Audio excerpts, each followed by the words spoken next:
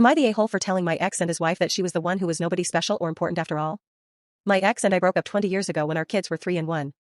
Our reason was he made a financially reckless decision, buying a very fancy car that we could not afford that he took out debt to buy, that put the financial security of our family at risk without telling me, and then he blew up at me for not supporting his decision and wanting him to sell it and pay off the money he borrowed to get it.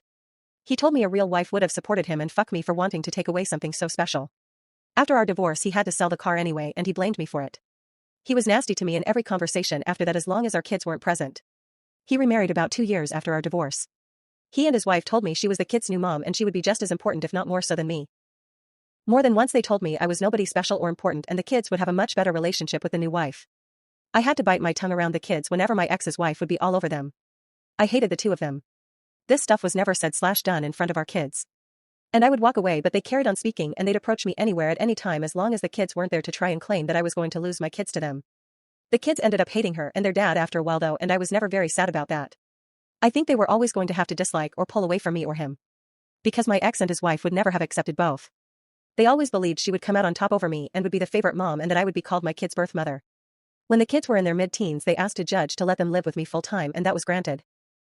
They had calls and some non-overnight visitation with their dad that they hated and now both of them are in college and in their 20s and they have been no contact with both for a couple of years now.